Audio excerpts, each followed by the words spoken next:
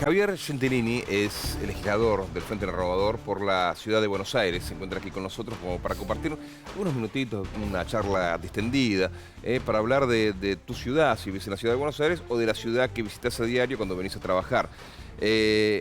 ¿Cómo estás? ¿Bien? Muy bien. Bienvenido. Bueno, bien, buen día, gracias por la invitación. Interesante es algunos de los temas por los cuales vos te abocás, porque tienen que ver con la vida de la gente, pero también con la imagen que tenemos de la ciudad de Buenos Aires, ¿no? Cuando hablas de urbanización de villas, cuando hablas de los trapitos, cuando hablas de la policía, son todos como postales que tenemos de la ciudad de Buenos Aires y que uno quisiera modificar, porque como vive la gente en las villas no se lo desea a nadie, ¿no? Y uno quisiera que tengan un mejor estándar de vida. ¿Cómo imaginas vos la urbanización, que es un viejo anhelo de todos los que estuvieron en la ciudad de Buenos Aires, que pocos o que ninguno pudo realizar? Bien, nosotros tenemos una visión bastante integral de lo que se denomina urbanización, porque hay discusión al respecto del término. Por ejemplo, el gobierno de la Ciudad de Buenos Aires plantea que viene urbanizando las villas ya desde hace varios años. Nosotros entendemos que eso es una urbanización más bien parcial, hasta podríamos llegar a decir muy puntual, ¿no? Acupuntural se denomina en materia de arquitectura y urbanismo, que tiene como problema que no termina de generar una transformación, digamos, abarcativa, sustancial, de lo que es la villa a lo que debe ser un barrio. ¿Se entiende? Sí. Todos aspiramos, no solamente los que viven adentro, sino en la generalidad de la ciudad de Buenos Aires, a que las villas efectivamente se conviertan en barrios. Para eso hace falta una obra de otra envergadura, de otra escala, de otra complejidad, que pasa fundamentalmente por, digamos, una mucha mayor apertura de calle con su correspondiente infraestructura de servicio, mucha más obra nueva, mucha más obra nueva. ¿Qué estamos diciendo con esto? Edificios nuevos. El 100% de las viviendas de una villa no, pero claramente la ecuación, el balance entre lo que es obra nueva, edificios y viviendas nuevas, y lo que se denomina recualificación, es decir, reacondicionar construcciones existentes, debe ser sensiblemente mejorada. ¿Por qué?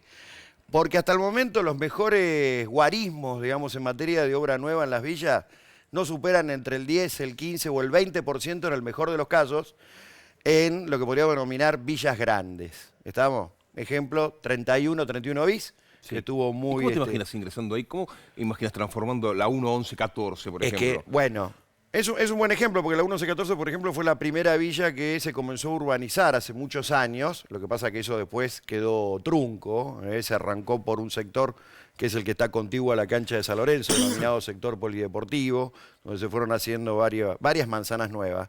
Y en realidad es bastante sencillo, desde lo conceptual, desde lo lógico, ¿no? Pasa por tener un buen espacio, digamos, vacante, dispuesto como para arrancar la obra nueva, en los términos que estamos planteando, apertura de calle, parcelamiento, infraestructura de servicio. ¿En otro lugar o en el mismo lugar? En el mismo lugar. Lo que hay que ubicar es el dónde, por ejemplo. En la Villa 20 estaba, y está, el predio que se desalojó en un determinado momento que se denominaba Papa Francisco. Ahí se arranca con ahora un proyecto de 1.500 y pico de viviendas. ¿Qué permite eso? Si yo tengo las viviendas nuevas, puedo trasladar dentro de lo que sería el perímetro de la villa, a aquellos habitantes que han sido adjudicados para las nuevas viviendas. Esto tiene que ser con un criterio de selectividad geográfico. ¿Por qué? Porque yo tengo que después, sobre la base de las construcciones preexistentes abandonadas, digamos, de los habitantes que fueron a las nuevas viviendas, yo puedo seguir, digamos, demuelo y sigo haciendo obra nueva. ¿Se entiende? Eso se denomina técnicamente esponjamiento. Es decir, en un proceso o en un plan plurianual es absolutamente posible, obviamente depende de la inversión, de la voluntad política y de los procesos, digamos, de negociación que tienen que ver con la misma interna de la villa, ¿no? Exactamente. Están dominadas, lamentablemente, en muchos casos por el Muy bien.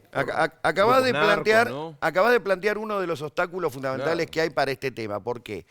Porque si bien la gran mayoría de la población villera quiere que se urbanice su barrio, quiere vivir claramente mejor. Nadie puede negar que la condición habitacional, cuando yo entrego un edificio con viviendas nuevas en el marco de un reticulado como corresponde, van a estar mejor que en la villa. ¿Sabés cuál es el mejor ejemplo? Estamos hablando del calor, estamos hablando de las altas temperaturas, qué terrible, no podemos salir de abajo del aire acondicionado. Que tienen aire acondicionado y los que tienen las condiciones de vida, que viven en las villas. Así es.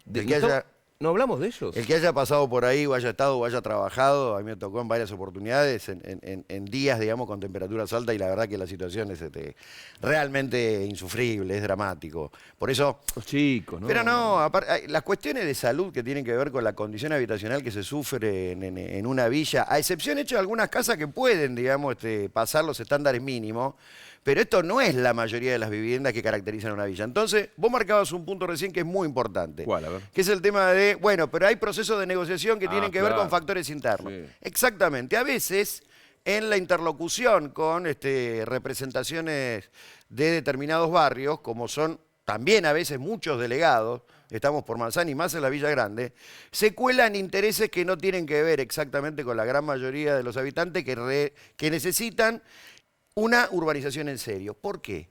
Si la villa sigue siendo lo que es geográfica y fisonómicamente hoy, en su gran mayoría y en las más grandes ni que hablar, es una maraña de pasajes, pasillos, que en algunos casos se han convertido en túneles porque como se trata de ganar 1 metro más de superficie cuadrada para la habitacional, para la habitación propia, se cierran, digamos, los pasajes o pasillos que antes estaban al... Y algunos hasta con imagen de favela ya. No, totalmente. No, lo de favela ya está.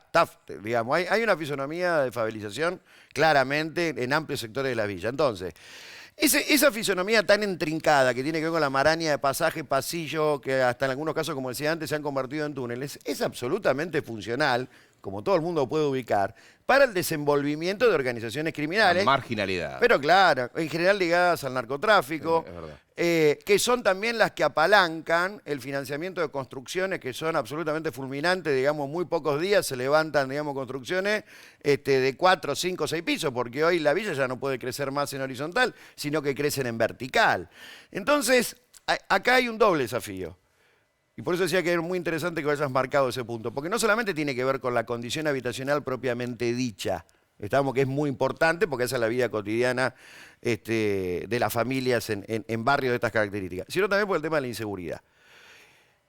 Doble problema de la inseguridad, porque para empezar los que sufren inmediatamente el desenvolvimiento de estas organizaciones que se guarecen en este tipo de territorios son los propios habitantes de la villa, en su gran mayoría. Y luego porque eso funciona, en la medida que tiene estas características, como base de operaciones, digamos, para actuar en toda la geografía de la Ciudad de Buenos Aires. A ver, rapidito, ¿tenés proyectos al respecto? Nosotros presentamos el proyecto de urbanización de Rodrigo Bueno completo de la Villa, claro. de la Villa 20. Sí. Es decir, tenemos varios proyectos de urbanización. Yo tuve que presidir en el último periodo, no ahora, pero sí antes, la Comisión de Vivienda, así que tuvimos una tarea bastante dedicada a eso. Tengo que despedir porque tenemos poco tiempo. Ningún problema. Pero yo quiero que te dejes una línea todavía, porque a veces uno se la agarra con los trapitos, ¿no? Porque te da bronca muchas veces, claro. ¿no?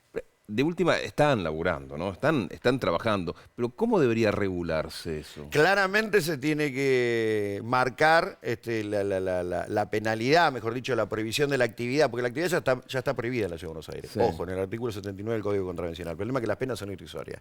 Claro. De 200, 400 pesos y 1 o 2 días de arresto.